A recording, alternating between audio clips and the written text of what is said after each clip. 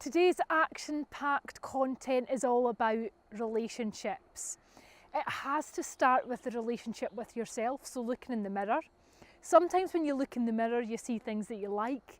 A lot of the times you focus on things that you don't like or you want to improve as well. So starting with this action series and looking at your mindset and how you see yourself and your own physiology and your confidence can really help all of your external relationships with friends, family, partner, colleagues. If you're in a good place, then you have a much stronger, solid foundation to have the types of relationships that you want. If you've ever had a time in your life where you've not been in a good place, sometimes you find yourself hanging around with people or in relationships that really don't serve you or that have been really quite toxic. Often you're attracting that in because of where you're at personally.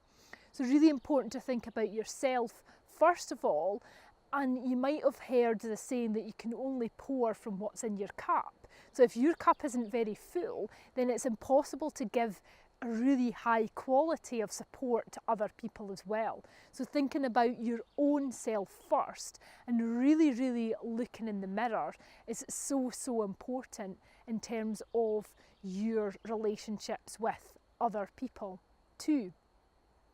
Now, interestingly, with relationships as well, we put an identity on ourselves. So we see ourselves, we believe certain things about ourselves. Sometimes we see other people as more powerful than us, or more experienced, or happier, or they have a better life than us. So we put ourselves in sometimes we put others on a pedestal compared to ourselves, and sometimes we actually think we're better than other people as well.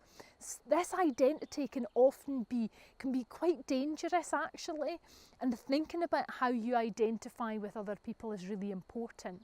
So I'll give you an example. You might have worked with somebody in the past, that really nice person, but on this one particular day they've just snapped. They've said something that's quite out of character. Now, if you like that person, you'll often give them the benefit of the doubt. You'll say, oh, they're just having a bad day. That's really not like them, because your identity is that they're a nice, kind person and that you really like them. But there'll also be people that you've worked with, you might work with them at the moment, that they always seem to be really negative or nasty or quite manipulative. And then suddenly one day they come to you and they say, oh, Karen, how are you doing? How's that project going?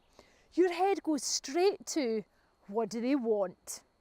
So your identity of them is that they are not a person you want to spend time with, that they're up to something, that they perhaps want to manipulate you.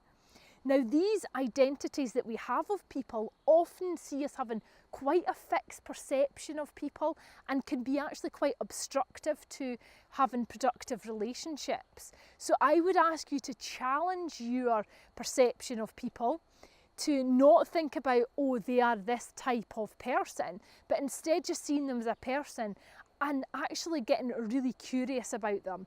So what is it that makes them tick? Starting to listen, ask questions, and really kind of coach yourself on how you can make the most of that relationship.